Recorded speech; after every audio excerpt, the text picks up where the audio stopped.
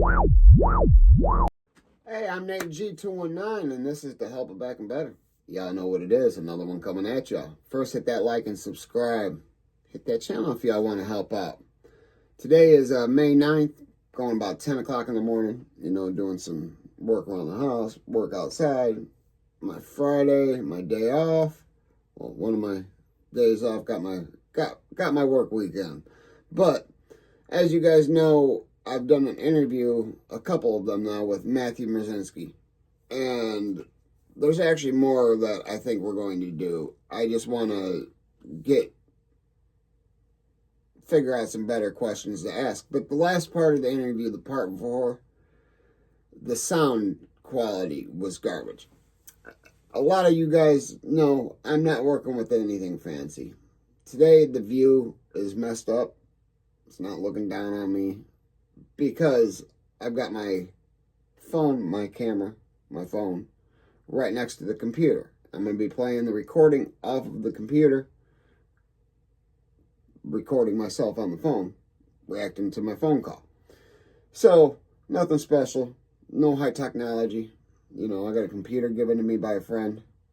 Very grateful for that. It's not the super fancy computer, but I wouldn't know what to do with one anyways. I like it. It's an Apple computer. It links to my phone and helps me out a little bit with some of this. But, damn, I wish I could. I know it's a lot more capable than doing this right here. I'm sure there's a way I can record off of it. If I can afford a camera to do all that, I would. I don't have all that, though. And the phone works just fine. So, we're going to revisit part 4. I'm going to probably take down the original one. Yeah, I'm going to take that down. But, let's get into part 4 now. Remember, this is Matthew Murzynski and the murder of Kimberly Dyer from Elkhart, Indiana. They had went on a meth binge, and he'd been up for about 5 days, and a young woman, mother, lost her life, and it's a very tragic situation. And there were 3 men convicted of the crimes that related in her death. And Matthew was the only one not convicted of murder, but he holds full responsibility for taking part in this crime. And you're going to hear a lot of, let's get into it. We're back with Matthew Murzynski. How you doing today, Matt? Oh man, I'm trying to live it up in old segregation, but you know. Yeah, old segregation. Unfortunately, Matt found himself in segregation after our last interview. And how do you feel about the interview now, Matt? Me personally, I enjoy it because I'm able to, get out there how I feel, what happened, the truth, you know what I'm saying, and let other people know exactly what went down from my point of view, my perspective as well, you know what I mean? Absolutely, absolutely. Some people don't share that view and that opinion of what I had, which is why I ended up back in SEG in the first place. Some people thought I was, you know what I mean, taking things too far, talking too much about the situation, and, I just kind of went into left field. Okay, so now in prison, instead of being on the wall phone, and in the state of Indiana, many other states, everybody's got a personal tablet. So they're able to sit in their cell and speak on the phone through the tablet. Obviously, it costs a few bucks to talk on the phone for them. And he was in his cell with his cellmate, and he was on the phone with me doing the interview. His cellmate, who was a non-affiliated guy, went and told one of Matt's brothers, one of the other Latin Kings in the dorm that he was in, or in the same joint. I don't know exactly where at. But causing him to get in a fight, Now he's in the SHU. The segregated housing unit is, I believe, what it exactly stands for, but it's the whole. And anybody that knows anything about the SHU, it's a horrid place. I know a couple people in there besides him, and I've known a lot of people that have spent a lot of time in that place, and it's a horrible, horrible place. Let's get back with it, but I'm still going to stand my ground and stand for who I am and what I've done, and I'm not going to let nothing change it. Absolutely. And it's not like you implemented anybody else, like especially people that you're locked up with. I mean, it's ridiculous to even be upset with you for speaking on your own case. I mean, the evidence is there, you know what I mean? So yeah. How people say it, this and that. I mean, we got hit. We have to deal with what we've done wrong. You know what I mean? Right. You have to take your lickings, and that's on you as a person. You know what I mean? But I'm man enough to know that when I've done something wrong, I need to do time. You know what I mean? And that's a lot of people I talk to, regardless of what they've done, they believe that they can get out. We both know some same people. Yeah.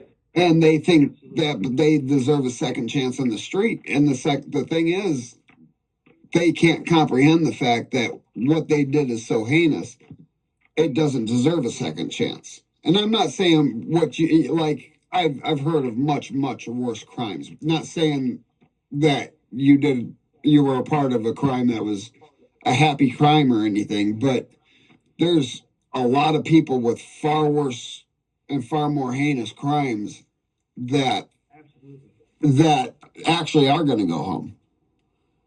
Yeah. And you don't seem to be trying to urge yourself to fight a case to go home. Absolutely not, because what I'm saying, at the end of the day, I've hurt more than just myself. I've hurt their family, my family. You heard what he said. He's absolutely not trying to fight to come home, and that's a very rare thing with anybody in prison for any crime that they're there for any amount of time. Everybody wants to go home. There's very few people that think that they deserve the amount of time that they're given for whatever crime they're convicted of. Is there a lot of wrongful over-sentenced? Absolutely. Was his sentence over-sentenced? I don't believe it was. He doesn't believe it was. Now, one of the guys in the case, the Mario and Julio, the one that did the testifying against, it sounds, from reading the paperwork, all three of them kind of told on each other, but the gig was up. They got told on anyways. The gig was up. They were busted. And at that point in time, what does it really matter? Now, one of them, Mario and Julio, his mom is the one that actually turned him in, and he had said some things that were just, he said, well, because they technically didn't take the life of the one that started creating the book. They unalived the wrong girl.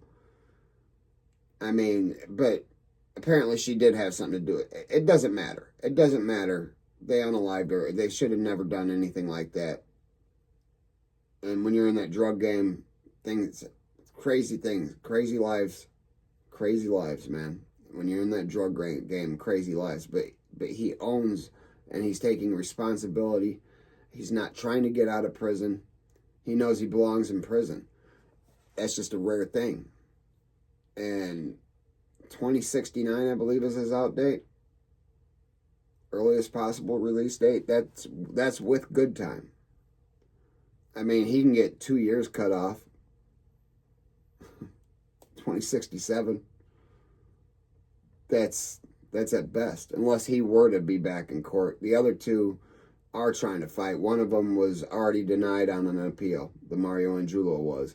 But he said, she won't be missed. That was his comment to his mom. His mom couldn't believe that her son was such a monster and turned her own son in. Which my mother would have too. My mama would have sure as hell turned me in if I did some shit like that. It's like a throwing a pebble in a pond. You know what I mean? That ripple goes far, far further than what we can actually see what's happening. So, you know what I mean? I feel for her kids, her family members. You know, and I just want to let them know that, you know, I really am apologize. I'm really remorseful for what I've done. And the drugs and stuff that I was on back in the days is really turned my life into something that it should have never been. And although no excuse makes sense. Right. And it's not like, hey, I wanted to go unalive somebody today. I mean, no, that's not how it was. No. And like I had said before, I can feel the remorse just speaking to you. And the other guys just reading about him. One of them, Angulo, I believe, trying to fight to get out of it because of shared trial or something like that. When he's the one that cooperated, I believe that's the reason he's trying to get out. I mean, and whether you admitted your role or not, that doesn't make you a bad person. You admitted your role. You got caught. I mean, and do you think if had you gotten away with it, do you think you would have partaken in other crimes in the sort? You know, honestly, at that point in time, when I was in that moment that I was doing all this stuff right then and there, like, I'm not gonna lie to you, man, I was scared shitless. You, I mean, I was telling myself, if I ever get out of this, I'm fucking going straight. I don't want to do this stuff no more. You know what I mean? That's what I was telling myself in the whole process of the situation, and it just took the left turns way too many times. You know what I mean? absolutely. And hey, it's You guys hear me say all the time, watch that road you're on. Don't take that wrong turn. You just heard him say he took a left turn too many times. He was scared. He didn't want. But once something starts, you can't undo what's already started and what you've already done. You can't do it. You can't stop it.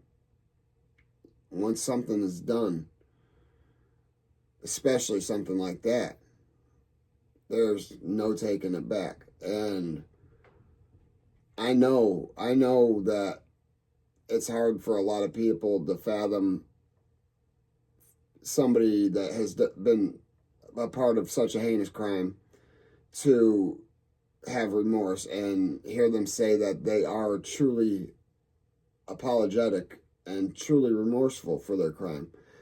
But I've met a lot of people that have said that they were sorry, but you can tell that they don't give a damn.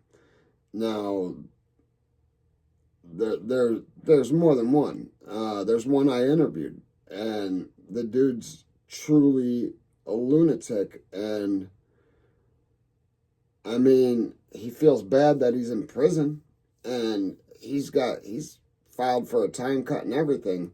When I met him, his outdate was 2044. Right now, his outdate is 2073. So, in the last 10 years, he's caused so many things in the prison, so many problems in the prison. He's lost 30 years of time. He's lost 30 years of good time. Now, the reason Matt's got his outdate so much further, he got a 65-year sentence. The guy I'm referring to got a 68-year sentence. The law in Indiana changed in 2014. Matt was convicted, or his crime happened after 2014. I believe it was 2018, 2019. Maybe he was sentenced. Crime happened, I think, in 2018. But the law now is on a violent offense, you got to serve 85%. Back then, no matter what crime it was, you got 100 years, you only have to serve 50, and you could get a 4-year time cut. Well, the guy I'm referring to, Tex, he's what we refer to as jacked off so much time, it's not even funny.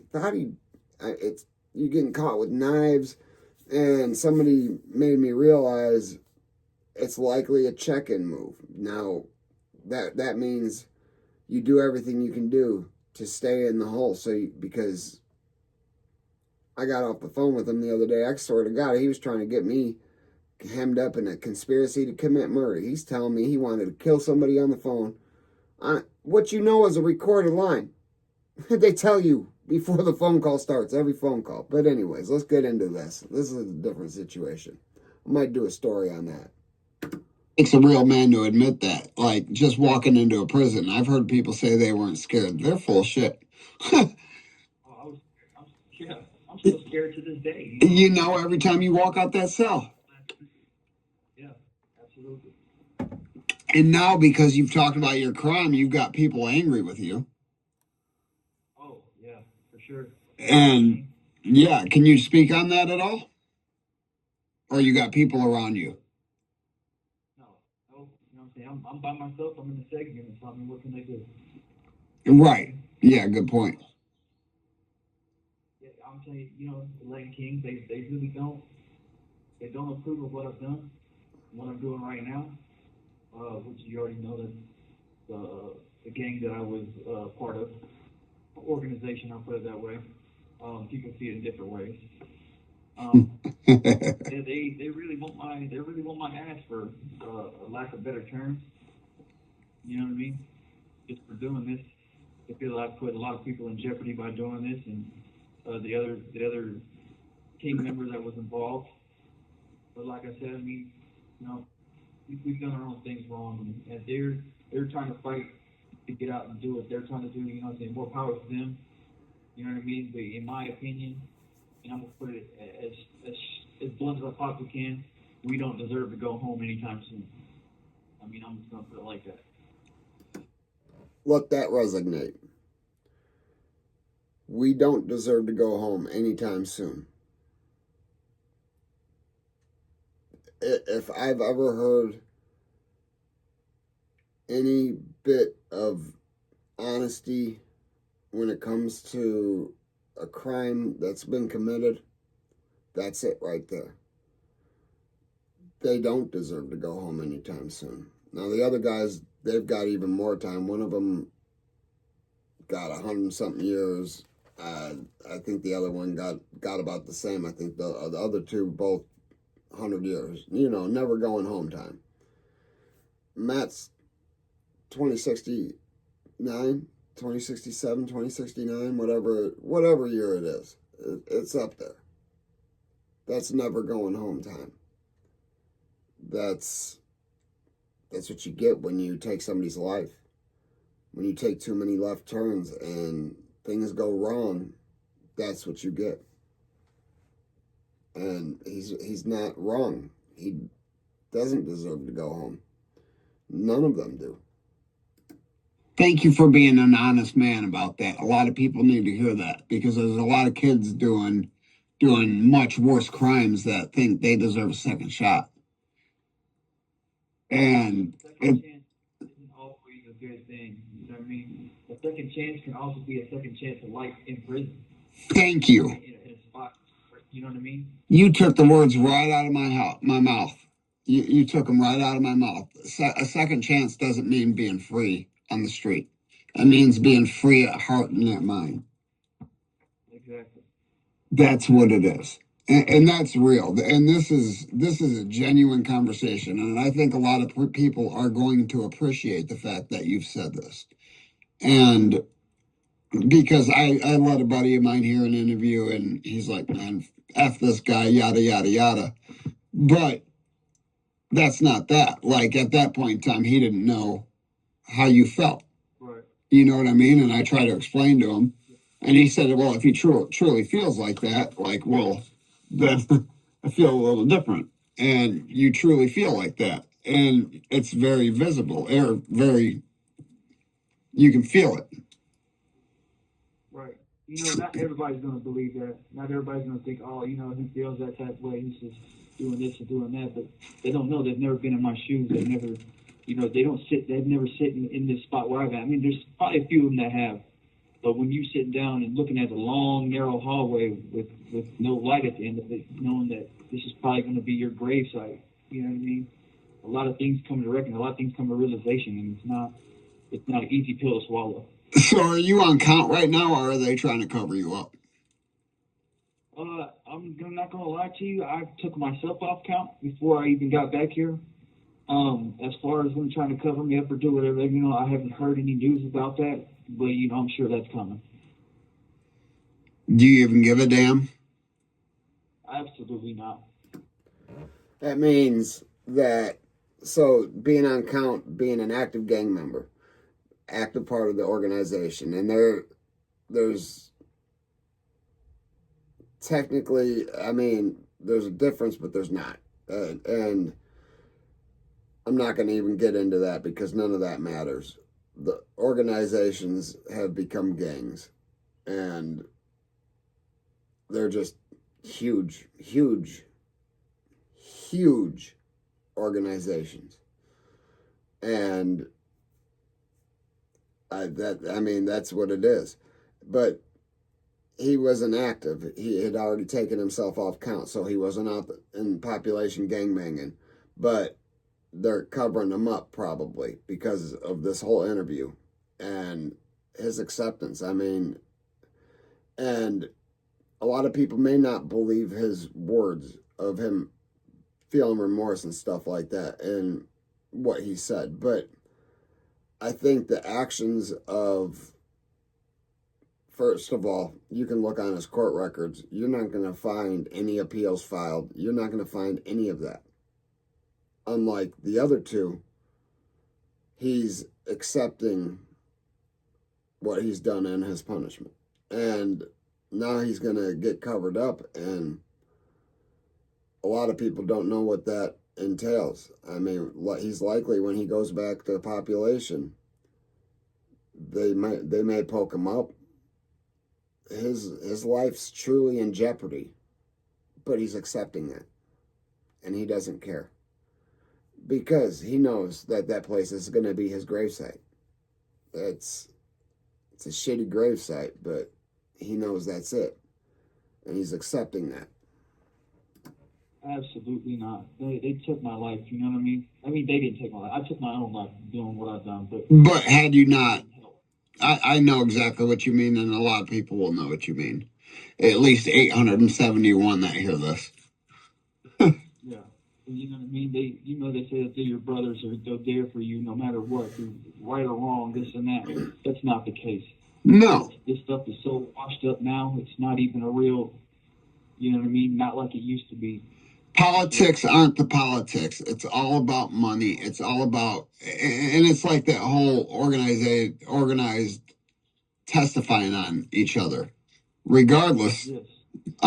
Granted, they did stick together, but still, that was crazy. Right. There's no camaraderie. It's all a lie. And same, I was an insane gangster disciple. Never officially retired or was covered up or anything like that, but I wasn't on count in prison. And it's all bullshit. It's all bullshit. I'm a fall guy, especially being a white guy in that. Come on. Absolutely. You see it all the time, I'm sure. All these white guys shaking up folks, and I'm this and that, or white guys shaking up King. They're the fall guy. Yeah. They're nothing but send-offs. And I've seen it time and time again. Like I said, I've been down since 19, and in just those few years, you know what I mean, I've seen things that'll make a man, cringe. You know what I mean? That make a man, fear for his life. Absolutely. Die in front of me. I've seen people stabbed. I've seen people strangled to death. Even just in a normal fight, a one-on-one fight that you think is going to go right. Something went wrong, and that person ended up losing his life. I've seen it. Have you ever seen have you ever heard the noise of somebody getting hit with a Michigan City lock? I have. They have them down here where they put them on. It's called a sock and a lock. You know what I mean? Yeah, but the Michigan City lock's bigger than the locks they give you guys, right? Yeah, absolutely. They're something that you see on an animal's cage. You know what I mean? Absolutely. Really heavy duty. You A know? lot. So, yeah, a Michigan City lock. It's a big padlock that you would get to lock anything to secure it, you know, combination lock. It's not like most prisons get like the half size one, so they don't split your head open when you get hit with it. Michigan City locks, the reason why they got them in other prisons is because guys get transferred, and for some reason most prisons don't take that lock. Maximum security prisons, it's a whole nother world. Like, you go to a county jail, they take razors from you. I mean, they pass razors out. You go to a maximum security prison, any prison, they sell you razors by the 10-pack. You can buy like 2 10-packs of razors, excuse me, every week on commissary if you want to. They don't care. But county, I mean, damn, you can't even break a razor without getting in trouble. The people don't understand it's like a real street lock that like would lock a damn security. Yeah, a Michigan City lock is different than a prison lock. Yeah, what they lock now is what you would lock your locker with or something. You know what I mean? Yeah, like a middle school locker. Yep, absolutely. Yep, it's lightweight and it doesn't hurt. Hell yeah, but Michigan City lock can send your heavy duty. yeah, it can change your whole world quick. But I think I'm going to end the interview for today. I think the next time I would like to get more into your younger years and stuff like that, because I know we're going to be running out of time soon, and I want to try to keep the interviews short. And you know what I mean? People's attention span aren't as long as mine. And I got to get in this house. I got to get something out in the smoker. So. All right, but you guys heard it. Remember that road you're staying on. Don't make too many wrong turns, man. You never know where you're going to end up. And, I mean, like he said, he made too many left turns and he's never going to come home. So, yeah, never forget life's choices, guys. But hey, hit that like, hit that subscribe, hit that channel if you want to help out. Always remember, if they ain't hating it, you ain't making it. Peace.